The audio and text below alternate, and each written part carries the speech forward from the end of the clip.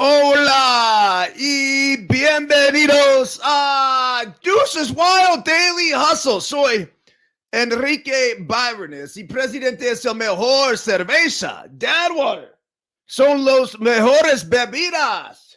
No abate por No Filter Network, Will the Thrill Clark, Miguelito Sandiguito. But dead or alive, we properly salute our boys.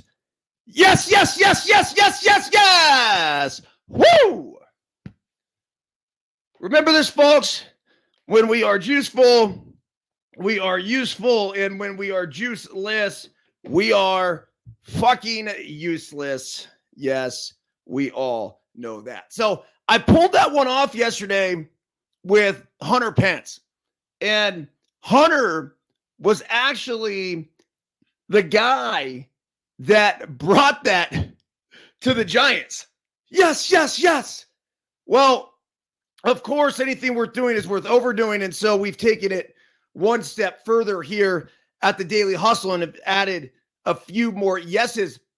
But it was cool to hear him tell the story about where he got the yes, yes, yes, which was from a wrestler. And I guess apparently now, as they did back then, they take the belt, the WWE belt, to whoever is the World Series champion parade. I don't know, but it was a fantastic story. So anyhow, what a convo last night with Hunter. One of my favorite interviews I've ever done. I would love to see him get on here more. Such a wealth of knowledge, so much information, so much experience. The authenticity of who he is, the realness, his ability to communicate what he's trying to say, which is not always easy, right? I mean, there's a lot of guys that have had a ton of success and they have the experience and they have the knowledge, but they can't articulate it the way he can. Quite honestly, one of the fucking most articulate guys that I've met. He's very few that when he speaks, he captivates my attention. It is a situation that I feel like every time he has something to say, he says something with a purpose. He is not going to just take something that I say and then pile on in agreement. He'll disagree if that's the case. Now, don't get me wrong. I figure he'll agree with most of the shit I say. But it was just an absolute pleasure. I think this platform for Hunter is fucking perfect. There's no other way to put it. It is really, really good because I feel like you can't confine that guy. You have to, and that's nothing to do with the F-bombs or anything else. It just has to do more with his ability to expand upon certain issues and things he wants to talk about. We didn't even get into the Giants managerial search, which I know that he was a part of. The Rangers and, their World Series run. I would have liked to, gone longer on that. We went like an hour and 15 minutes. And we were just getting going. That was it. So hopefully we'll be able to get Hunter back on here. We're going to release a bunch of clips over the course of the next few days along social media and everything else. But if you miss the episode, go back in the No Filter Network vault, watch it. If you're listening on Apple right now, go ahead and find it in the Deuces Wild podcast section. All right, today, as we are every single day, we are presented by Bet Online. It is your top spot for all your NBA action this season. NFL, college football, NHL, all in full swing. Bet Online is your number one source for wagering, news, odds, trends, and predictions. Get everything NBA at your fingertips with both desktop and mobile access for every sport, anytime. Head to Bet Online today to get in on all the action. Don't forget to use promo code BLEAV, that's capital BLEAV, to receive your 50% welcome bonus on your first deposit. Bet Online. where the game starts. We are also presented by KT Tape. That's right. Go ahead and look in the upper right-hand corner of your screen. That is the QR code where you can get all the KT Tape goodies. Here's some tape right here. This is the Pro Oxygen tape, backed up with the blister prevention tape as well. Don't forget the skin prep. And right here, we got the Chafe Safe.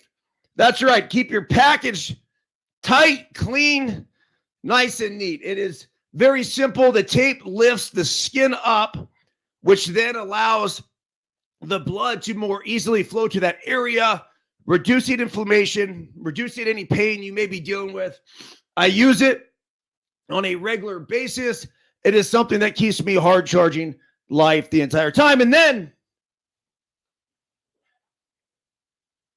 as I dig in once again to my stash, let's not forget about Verge. This is a cannabis product that's got like honey and lemon in it.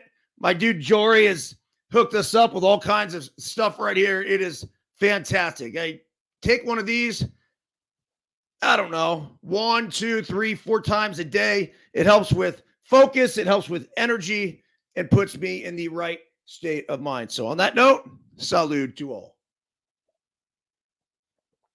It's a real shot of fucking life, I'm telling you.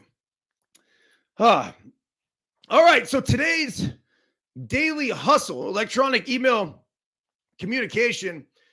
Let's go to that. It's always interesting to see how it ends up when it is sent out.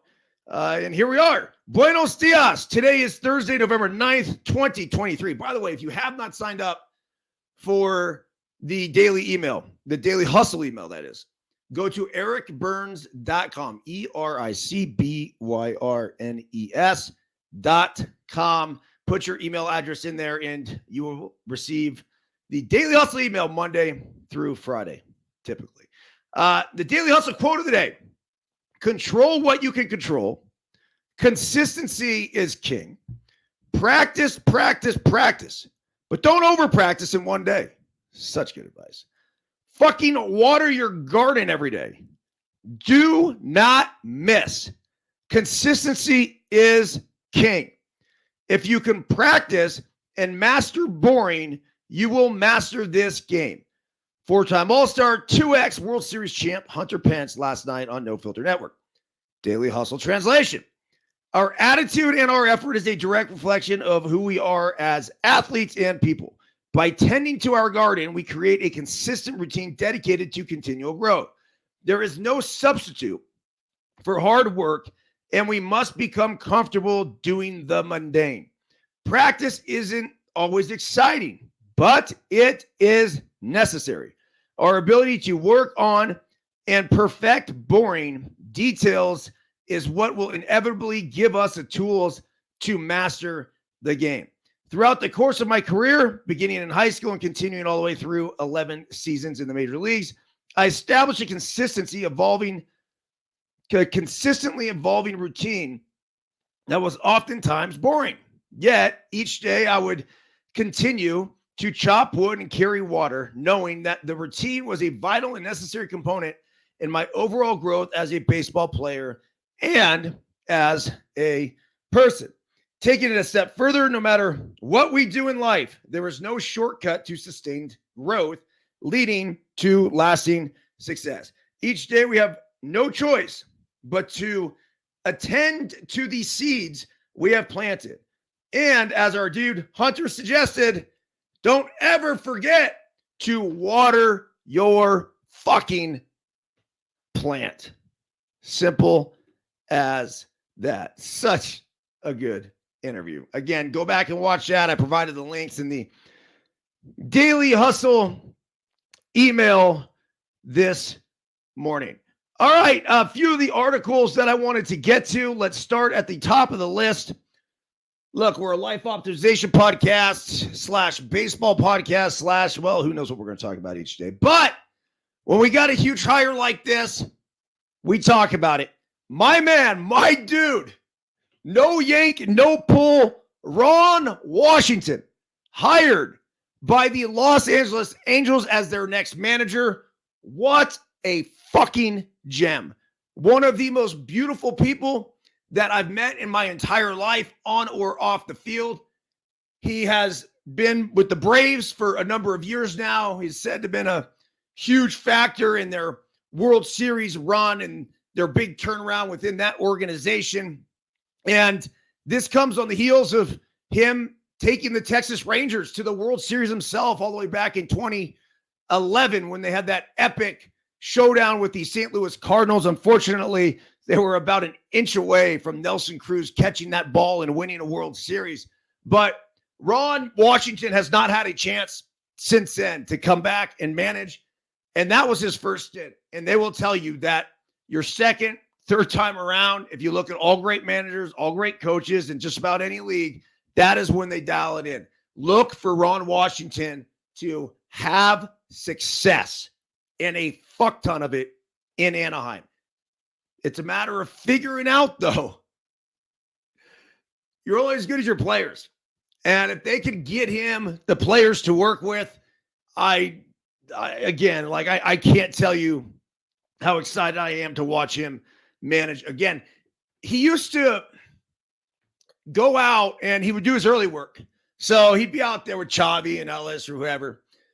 And they go over there. You guys all seen the routines, or most of you have the backhands, the forehand picks, and he's hitting the fungos from a very short distance. And then they would evolve into taking ground balls. And then afterwards, he'd come down to the dugout and he'd sit on the bench. And the two of us, almost every single day, would spend a good 30 minutes just bullshitting, talking life, talking ball, talking whatever would come up. He would rip through, I don't know, 3 smags, maybe 4 in our time together, and I'd fire in a big Copenhagen. I will forever cherish those times. And at the time, I was young, go hard, trying to find my way. And we would have these conversations where I would fuck with him a little bit. I'd be like, yo, Wash, you going to get me in there today? And he goes, come on, Verzi. You know me, man. I ain't got no yank. I ain't got no pull.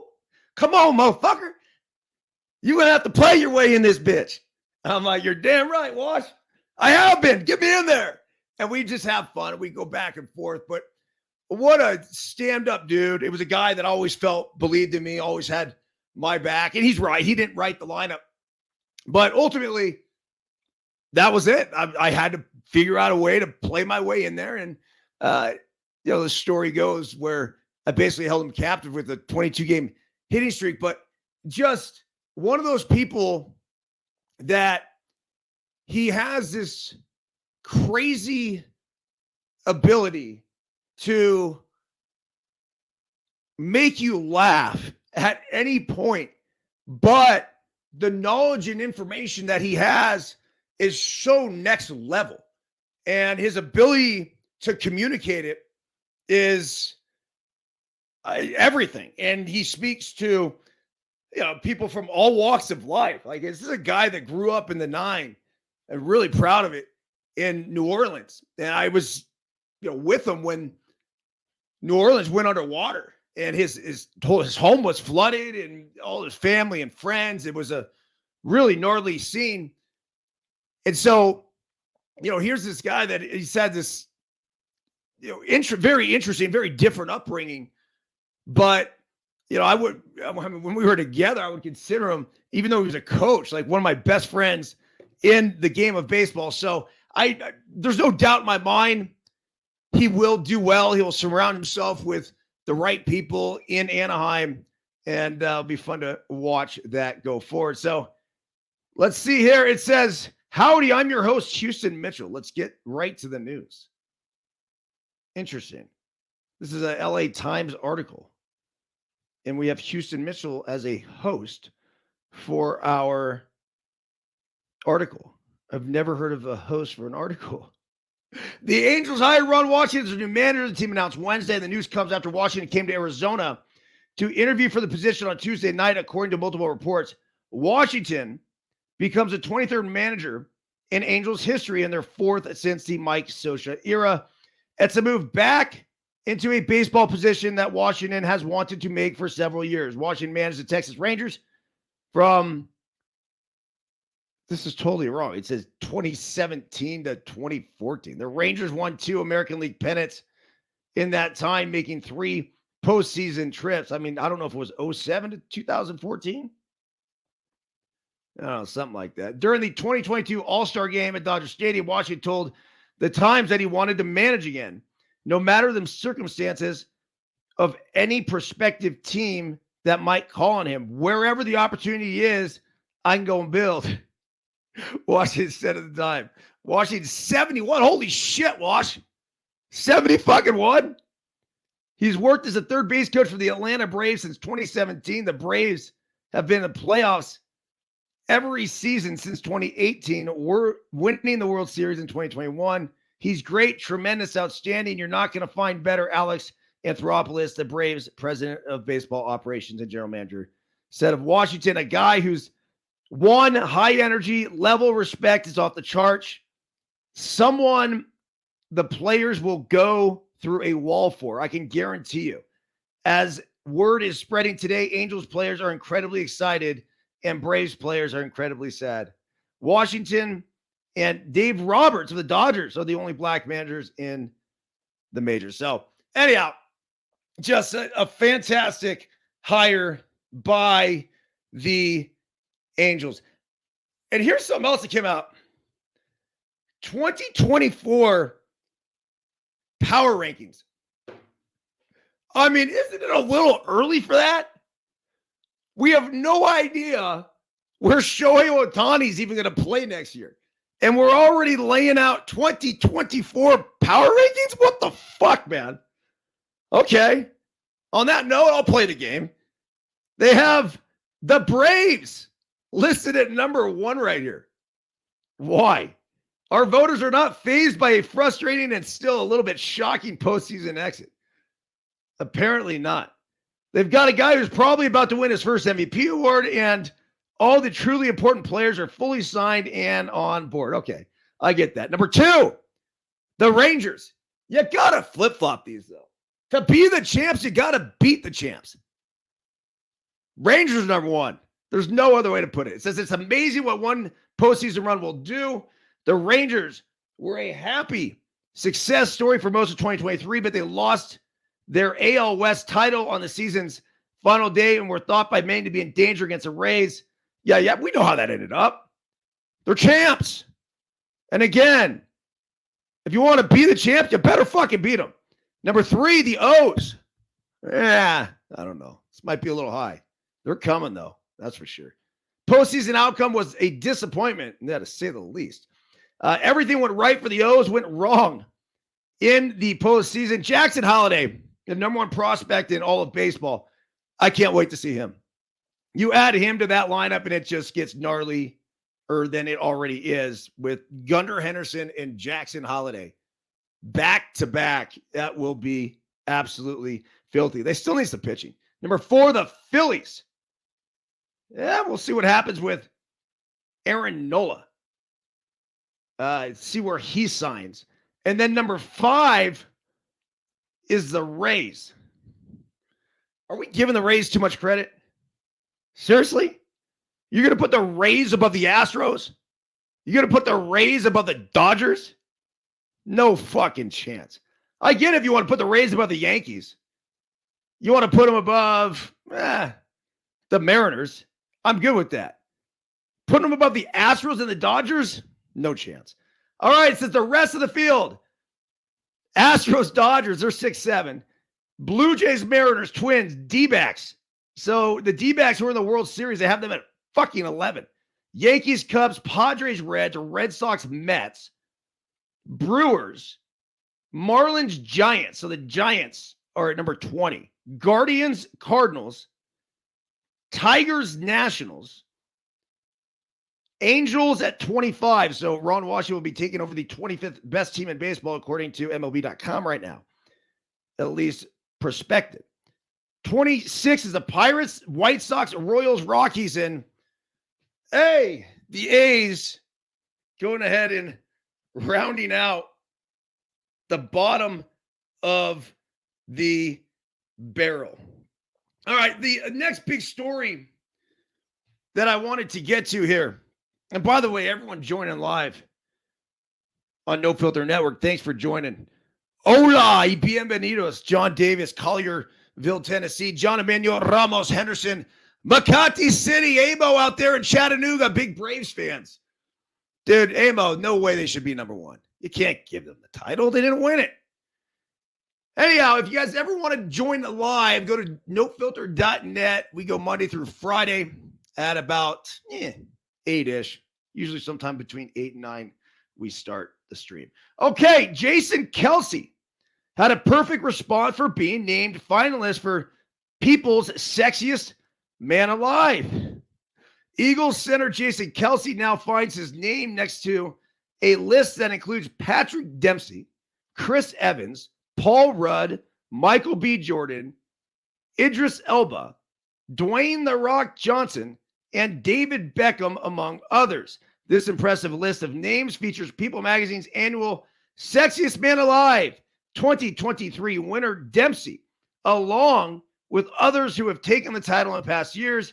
In an exclusive sneak peek of this year's issue, Kelce was featured as one of 6 men who the magazine revealed would be featured as a finalist this year. It's an impressive honor and one that Kelce responded to in one of the only ways you'd expect him to. Beauty is in the eye of the beholder, he says. Ain't that the fucking truth? Oh, it's so good, man. It says the 6-time NFL Pro Bowler also spoke about the topic recently with Sports Radio 94 WIP, revealed joking that his head did not need to get any bigger walking around the house. That's for sure. I'm not even the sexiest man in my family, let alone the sexiest man alive, Kelce said. He joins Pedro Pascal, Timothy Chalamet, Usher, Jamie Foxx, and Lenny Kravitz, along with Dempsey in the 2023 issue. I wonder where this play is coming from. I mean, obviously, it's the Taylor Swift connection. And I love it.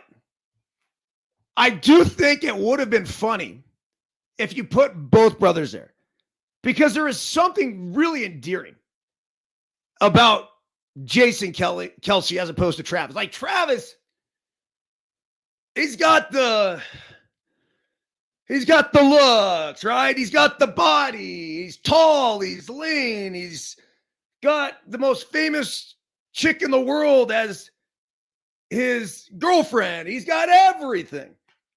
I liked him better when he had that fucking mustache, but whatever. But then there's Jason. He's the offensive lineman. He's the guy that just doesn't get the love. And I feel like this is a way for America to celebrate the everyday common man that so often gets overlooked. This is a way America can take Jason Kelce, put him on a pedestal, and be like, yeah, hey, Travis and Taylor, whatever. This is the fucking dude. He's the ultimate guy's guy. I just think it's awesome as 13-year-old girls all around the country are buying Travis Kelce Chiefs jerseys. And I'm not kidding. My own daughter did it. She came home with the Travis Kelce jersey the other day. Fuck Travis. Let's celebrate Jason. People Magazine, you drilled this. You could not have picked anybody better for being the sexiest man alive. Now, do you have the balls to go ahead and give him the title? I doubt it. But the fact that you have him as a finalist, I just think it's awesome. And this is almost also for every sibling that has the older hot sister, quarterback brother who's the most popular kid in school. It's like, no, what about the other guy? Well, Jason Kelce's sort of the other guy. But what I love about it, and I think this was very clear when the Kelce brothers showed up in Philly to go to a game, they're pounding beers. He's just a dude. And sometimes it takes realizing that you don't have to try to be somebody else. Just got to be yourself to be attractive. Like that is everything. And when it comes to like what's attractive and what's not, it's the total package. It always has been. I can't tell you how many dimes that I've run into. Supermodels, just like, holy shit, man. Real easy on the eyes. And then had, I don't know, a brief conversation or whatever. You're like, just terrible. I wish every person in the world, would realize that it doesn't matter how hot you are. When you couple it with a dog shit personality, it just completely takes whatever attractive qualities you have in a physical sense away. So just a huge lesson, I think, for all of us. But I can't tell you how excited I am for Jason Kelce. I know it's kind of a joke or whatever else, or he's looking at it as like that, and he's going to continue to make the jokes. I just think it's fucking awesome. So good for Jason Kelce. If we can vote on that, let's figure out a way to go ahead and vote on that. The other thing we had going on this morning is Prime heading to the NFL. This is a question that I think everybody wants to know. How long will he stay at Colorado? Is this something he's willing to stick out for a number of years? He's going to say all the right things until he leaves. And then his actions are going to speak a lot louder than words. I do feel that if he's in Colorado and he's committed, which he is, he's going to continue to, boom, yes, I'm all in. And I do think at the college level, there's no need for him to go anywhere. People will come to him. He can go wherever the fuck he wants, and he's going to bring in one player after another. There's not another coach in college football that I'd rather play for. There's just not. It's as simple as that. So he addressed the situation the other day when it comes to the NFL, though, I feel like this could be a little bit of a different story.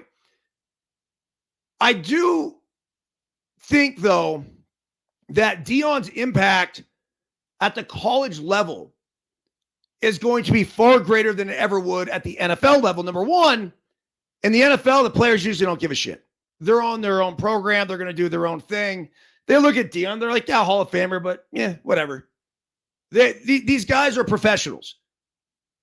In college, they're more easily influenced. So the other element of that is that, yeah, when you have free agent signs, and let's just say Deion was a coach of the Cowboys, would it be more enticing to get him to come to the Cowboys? Yeah, you could attract some guys that way, that's for sure. But in college, I mean, we're talking about a whole new crop, right? Your team is consistently turning over year in and year out. So the article says Deion's first year at Colorado has been up and down, but the Hall of Fame, it's not up and down. That's bullshit.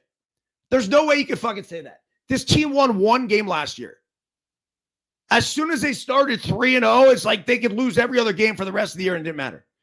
Deion's first year at Colorado has been up and down, but the Hall of Fame player turned coach already has helped the Buffaloes win 4 wins this year, matching their best season since 2020 with 3 games left to play. Although this is just Sanders' first season, fans have wondered what it would take for the head coach to jump the NFL. Well, appearing on the Dan Patrick Show, Sanders said that he doesn't see himself becoming an NFL head coach. I don't think I'm built for the NFL. That's all he has to say. That's it. I mean, that's big. You're not going to come out and say, I don't think I'm built for the NFL. Like, that's a huge statement. I appreciate the game so much, and I respect the game so much, and what the game has consistently done for me. Sanders further explained that he won't be able to coach players who are only playing in the NFL for the money and don't appreciate the game of football as much as he does. Quote, when I see a guy getting paid millions of dollars and he has no respect for the game, does not want to excel and exceed expectations of the game, I'm going to have a true problem, he added. I'm too brutally honest, and I want to win that much. I need everybody to respect the game. And oftentimes money clouds that judgment. He's right. It does. It's sad to an extent, but when you start doing this for millions of dollars and you're out there fighting for your family as opposed to your teammates, that's a little bit of a different story. And I'm not saying that one is right and one is wrong. They're just different. Deion's only goal is to win football games. In the NFL, their only goal is not winning football games. It's getting paid. It's figuring out how to set themselves up and their families up for the rest of their lives. There is a far greater priority there. I don't blame the players for it, but that's a reality of the situation. So when you have a coach like Deion Sanders who is going to give it everything he has for the fucking win, he wants his players on the same page. And if they're not, it just completely clouds the whole thing. Now, what's so special about a team that is able to come together in that college type of atmosphere at the professional level is that those teams win championships. Those are the teams that Hunter Pence was talking about last night on Deuces Wild, when he had Javi Lopez and Jeremy Yaffel and Buster Posey, Ryan Vogelsong, Tim Hudson, all these guys. Those are the ones that come together and figure out a way, toto junto, at the big league level, at the NFL level. I could tell you it's so fucking rare, though. We had it in 2002. 100% we had it. 120 consecutive games, but ended up going down in a short series. It happens. Whatever. When you have 25 guys pulling in the same direction, 53, I guess, in the NFL, it's special.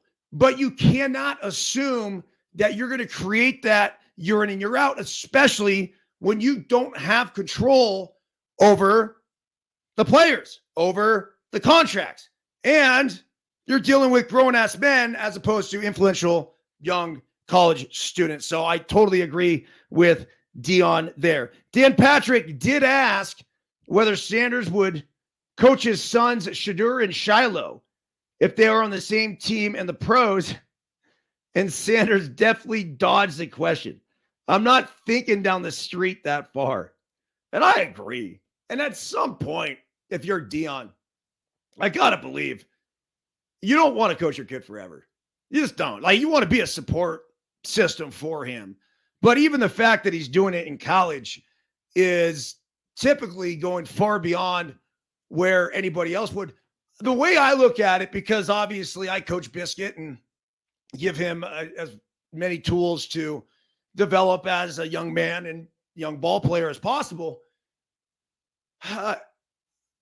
When I don't think there's a better option, that's how I got into coaching. Now, it wasn't just my kid, because even when he played and I was not coaching, I was still coaching. So he would go get whatever coaching he got at the Little League field, and then I'd stay away. And then afterwards, we'd go do our one-on-one sessions, or we'd talk ball, or we'd watch a game and I explain this and I'd explain that. And that's when I felt like I was able to have the real impact. Well, as he got older and the kids he started playing with, well, all of a sudden, hey, they could play. I wasn't interested in that. I wasn't interested in coaching at that young level where you got to teach them how to catch a fucking ball. It was tough enough just even with my own kids and I going through it. But once he was really playing, I'm like, okay, well, now we're at the point where I can not only take the information that I have and pass it to Biscuit, but why be selfish and withhold that information from the other kids? If I have the ability to impact the other kids, like I'm all in. So in Dion's case, I just feel like at some point you get to a level, and I think you could probably say it's college, where you're going to be surrounded by other coaches that at the very least have the knowledge, the experience to be able to properly coach his boys. I do think that it's a way to connect with them. I also think, and I've dealt with it a couple times already, that it can be a bit straining on a relationship. So here I am as a dad and basically have the hat of dad, father, the other one of coach, and then the third one of like best friend. So you try to balance the three. And oftentimes it's like, well, when he just thinks I'm dad and then we're on the field and he's talking to me like I'm his dad, which I'm okay with to an extent, but the questioning stuff is what I don't like. When I'm on the field and I tell him something or say something and he gives me the, this or but that, it's like, no, dude, none of the other players do that or say that. And just because I'm your dad, you're like, no, don't feel too comfortable. So I've done a real good job recently, and I didn't always do a good job at this, of separating coach from dad. I now really focused on treating him like everybody else. Now, how was I treating him before?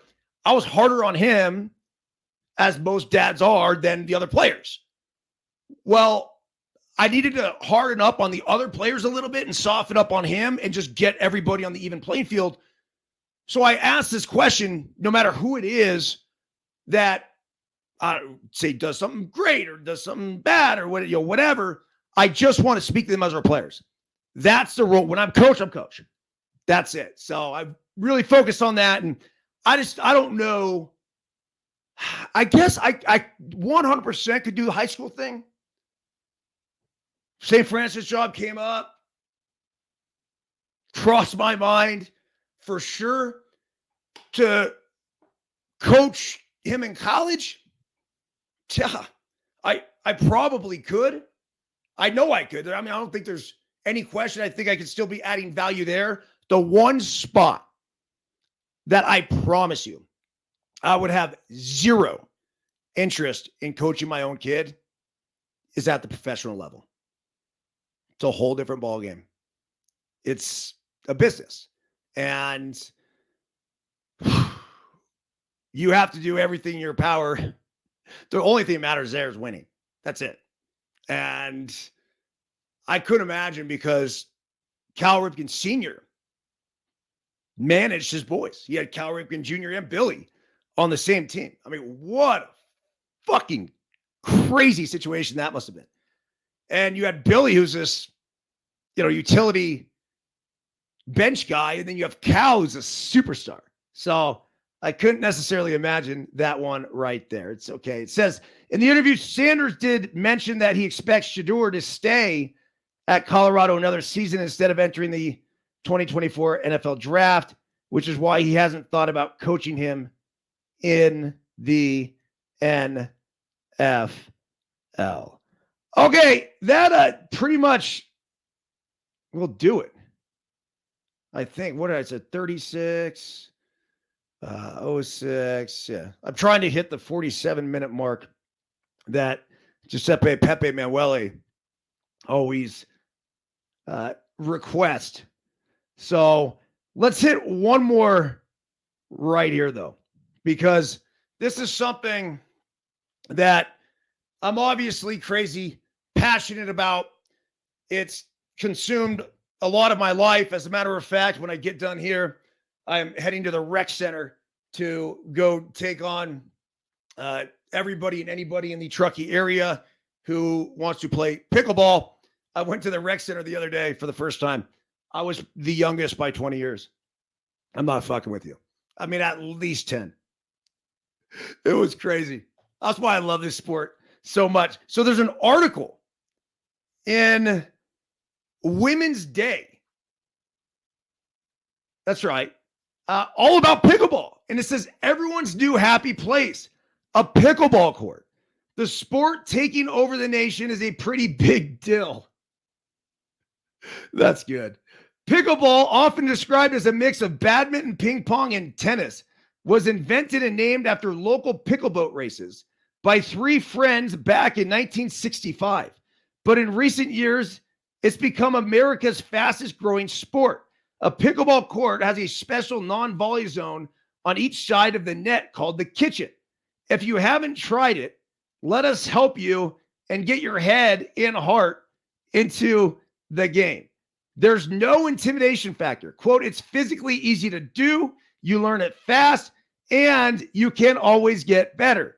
Age is just a number. Quote, I'm 70. There's a little profile here on Aaron McHugh. I'm 70 and I've played with 11-year-olds and 92-year-olds. The sport offers a level playing field in so many ways. That's true. That's the best part about it. I literally will play with Biscuit, who's 12, and I will go play with people today that got to be in their 80s. There was a guy that kicked my ass 11-2. And I out of like the past 25 matches, it was the only match I lost in doubles. And his name's Don. I don't know how old Don is. Big dude. But I mean, it was domination between the Lifetime Fitness and Houston, Half Moon Bay, like wherever. Been killing it. And Don, man, hey, he took it to me. And sometimes it happens, but Don's, he's no spring chicken, man. I mean, he's got to be up there, but he moves well and he's got quick hands. He's long. He's probably like 6'5", 6'6". Anyhow, it says it's accessible. You can find a pickleball game at a public court or set up your own court with a net and an open area. Plus, you can play for just 30 minutes with no need to set aside a whole day of golf. That's the truth. By the numbers, here's crazy numbers here. 85.7%. The sport's year-over-year growth as of 2022 per sports and fitness industry. 44,094 total number of known courts in North America. 237 number of pickleball tournaments sanctioned by USA Pickleball. And yes, I did sign up for the USA Pickleball Association. I got an account now. Just I in my first tourney. Control your grip. It says a looser grip results in softer hits, and a tighter grip allows for more pacing, speed, and power. Stay ready. Keep your paddle up between shots. You never know what's coming. But I prefer to stay ready for a fast, powerful shot rather than a slow one. Spend time on drills. I suggest drilling more than you practice. You need the repetition to develop a certain skill, which is required to build consistency. They have a whole set. I got a net downstairs, by the way. I just put in. So I'll go down there with a backboard and net. I fucking love it. If you want to be great, you got to be obsessed. Apparently, I'm obsessed. So I've taken a lot of the passion that I had for the endurance sports stuff. And don't get me wrong, I'm still getting my 20 in a day. But that, oh, it's so fucking fun. It really is. All right, everyone have a fantastic day. We got the Daily Hustle back on tomorrow. And if you haven't seen the Hunter Pence interview, go to Apple, go to Spotify.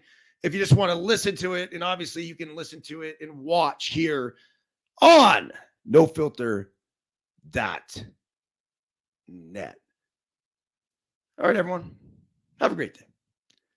See ya.